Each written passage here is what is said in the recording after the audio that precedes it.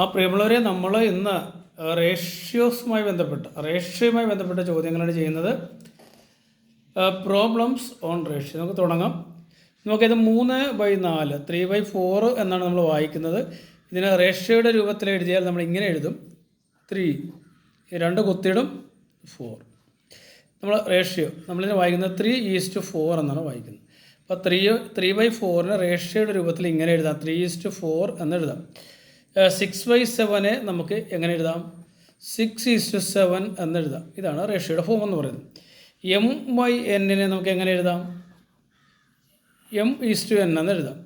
X/Y ആണെങ്കിൽ നമുക്കതിനെ X:Y എന്ന് എഴുതാം.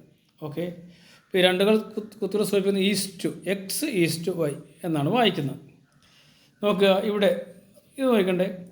എ എന്ന് പറയുന്ന ഒരു കുട്ടിയുടെ കയ്യിൽ 10 പേനകളുണ്ട്. ബി എന്ന് പറയുന്ന മറ്റൊരു കുട്ടിയുടെ കയ്യിൽ 30 പേനകളുണ്ട്. എന്നാൽ ഇവയുടെ അംശബന്ധം ആണ് ചോദിച്ചിരിക്കുന്നത്. അംശബന്ധം നമ്മൾ ഇങ്ങനെ എഴുതും. അപ്പോൾ നമുക്ക് 10:30 എന്നാണ് കിട്ടിയിരിക്കുന്നത്. എപ്പോഴും കിട്ടിയിരിക്കുന്നത് നമ്മൾ എപ്പോഴും റേഷ്യോ എഴുതുമ്പോൾ ഏറ്റവും ഷോർട്ടസ്റ്റ് ആയിട്ടുള്ള ഫോമാണ് നമ്മൾ എഴുതുന്നത്. നമുക്കറിയാം, ഈ 10ഉം 30ഉം ഇത് രണ്ട് നമ്പറുകളും 10ൻ്റെ ടേബിളിൽ വരും. അതായത് 10ൻ്റെ ടേബിളിൽ ഒരു പ്രാവശ്യം 10 ഉണ്ട്. 10ൻ്റെ ടേബിളിൽ 3 പ്രാവശ്യം, അത് 30ൽ 3 10 ഉണ്ട്. നമ്മളിതിനെ 1:3 എന്ന് എഴുതും. അല്ലാതെ ഇതിൻ്റെ റേഷ്യോ ഫോം എന്ന് പറയുന്നത് 1:3 ആണ്. ഇവിടെ നോക്കുക, എക്സിൻ്റെ കയ്യിൽ 20 പെൻസിലുണ്ട്, വൈയുടെ കയ്യിൽ 60 പെൻസിലുണ്ട്. എങ്കിൽ അവയുടെ റേഷ്യോ കണ്ടുപിടിക്കണം. നമുക്ക് 20 60 നോക്കിയാൽ നമുക്കറിയാം 20ഉം 60ഉം 20ൻ്റെ പട്ടികയിൽ വരും. അതായത് 20ൽ ഒരു പ്രാവശ്യം 20 ഉണ്ട്, 60ൽ 3 പ്രാവശ്യം 20 ഉണ്ട്. അതായത് ഇതിൻ്റെ റേഷ്യോ എന്ന് പറയുന്നത് 1:3 ആണ്. അപ്പോൾ ഇത് ഏകദേശം കാര്യങ്ങൾ മനസ്സിലായി എന്ന് കരുതും. നമുക്കിനി ഒന്നാമത്തെ ചോദ്യത്തിലോട്ട് പോകാം. എന്താണ് ചോദ്യം? ഇവിടെ A:B തന്നിട്ടുണ്ട്, 3:4 ആണ്.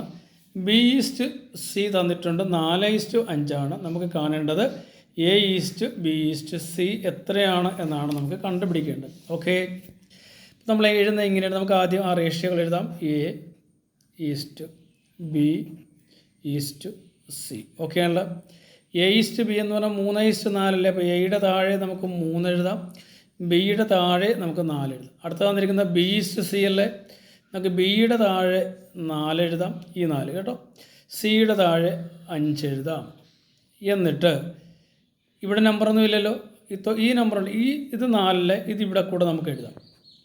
ഇത് 4 അത് നമുക്ക് ഇവിടെ കൂടെ എഴുതാം. അപ്പോൾ 3:4 ഈ രീതിയിൽ നമുക്ക് കിട്ടുകയാണ്. ഇത് നമ്മൾ എന്താ ചെയ്യുന്നത്? അടുത്ത സ്റ്റെപ്പ് എന്ന് പറഞ്ഞാൽ എന്താണ്?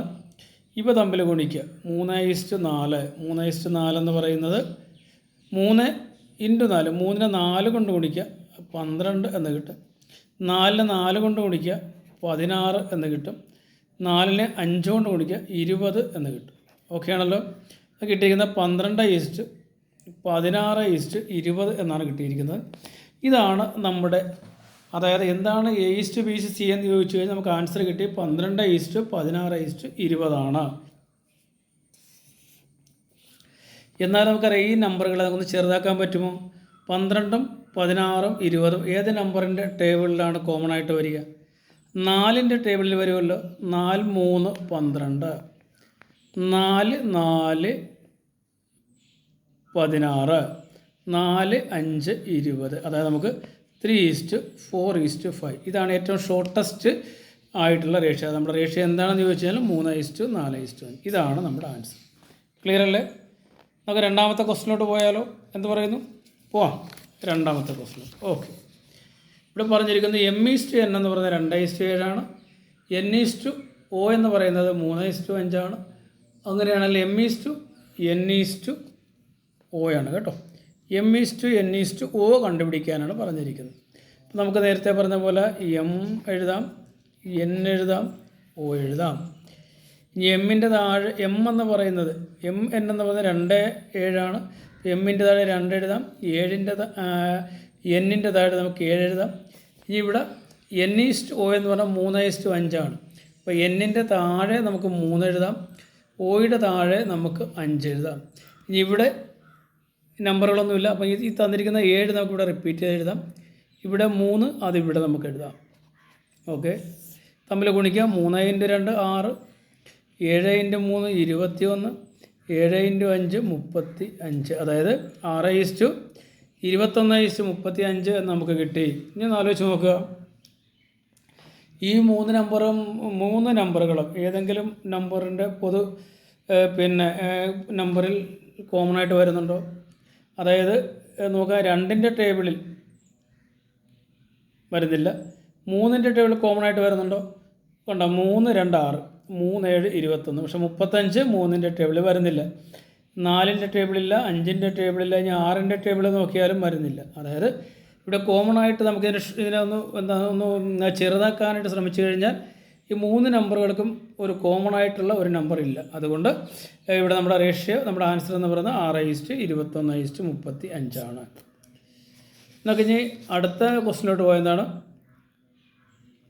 x/y എന്ന് പറയുന്നത് നമുക്ക് എഴുതാം. ഇവിടെ x y z. Okay, x/y 6:7. അപ്പോൾ എക്സിൻ്റെ താഴെ 6, വൈയുടെ താഴെ 7 എഴുതാം. പിന്നെ y/z എന്ന് പറഞ്ഞാൽ 9:10. അപ്പോൾ വൈൻ്റെ താഴെ 9 എഴുതാം, സെഡിൻ്റെ താഴെ 10 എഴുതാം. ഇവിടെ നമുക്ക് 7 നമുക്ക് എഴുതാം. ഇവിടെ നമുക്ക് 9 നമുക്ക് ഇവിടെ എഴുതാം. ഓക്കെ അല്ലേ? അടുത്ത സ്റ്റെപ്പ് നമ്മൾ ഗുണിക്കുക. 9 6 54 അല്ലേ? 9 7 63, 10 7 70. നിങ്ങൾ നോക്കുക, ഈ 3 നമ്പറുകളും ഏതെങ്കിലും നമ്പറിൻ്റെ ടേബിളിൽ വരുന്നുണ്ടോ നോക്കുക. എല്ലാ നമ്പറുകളും വരണം. അങ്ങനെ നോക്കിക്കഴിഞ്ഞാൽ അങ്ങനെ യാതൊരു നമ്പറും അങ്ങനെ വരുന്നില്ല എന്ന് നമുക്ക് കാണാം. അതായത് നമ്മുടെ ആൻസർ, അതായത് m/n/o എന്ന് പറയുന്നത്, x/y/z എന്ന് പറയുന്നത് 54:63:70 ആണ്. അത്രയും ക്ലിയർ ആയല്ലോ? നമുക്ക് ഇനി ഒരു ക്വസ്റ്റ്യൻ കൂടെ നോക്കാം. അപ്പോൾ നിങ്ങൾ കൃത്യമായിട്ട് ഇത് പഠിക്കും. എന്താണ് അടുത്ത ക്വസ്റ്റ്യൻ? എന്താണ്? a/b എന്ന് പറഞ്ഞാൽ 3:1 ആണ്. b/c എന്ന് പറയുന്നത് 2:5 ആണ്. എങ്കിൽ a/b/c അല്ലേ കണ്ടുപിടിക്കേണ്ടത്? a/b/c അല്ലേ? ഇവിടെ a/b എന്ന് പറഞ്ഞാൽ 3 1 ആണ്. a 3, b 1 ആണ്. ഇവിടെ b/c എന്ന് പറഞ്ഞാൽ 2:5 ആണ്. അപ്പോൾ b 2 ആണ്, c 5 ആണ്. ഈ നമ്പർ നമുക്ക് ഇവിടെ എഴുതാം, ഈ നമ്പർ നമുക്ക് ഇവിടെ എഴുതാം. ഓക്കെ, തമ്മിൽ ഗുണിക്കാം. 3 × 2 6, 2 × 1 2, 5 × 1 5. അതായത് 6:2:5 എന്ന് കിട്ടി. ഇവയൊക്കെ ചെറുതാക്കാനായിട്ട് സാധിക്കത്തില്ല. ഇതാണ് നമ്മുടെ ഫൈനൽ ആൻസർ എന്ന് പറയുന്നത്. ഇനി ഇവിടെ നോക്കുക, a/b എന്ന് പറഞ്ഞാൽ 3:7 ആണ്. b/c എന്ന് പറയുന്നത് 5:8 ആണ്. അങ്ങനെയാണെങ്കിൽ a/b/c എന്ന് പറയുന്ന ആൻസറിനെ കണ്ടുപിടിക്കേണ്ട. അപ്പോൾ ഈ ആൻസർ നിങ്ങളൊന്ന് കമൻറ്റ് ചെയ്യുമല്ലോ. ഓക്കേ.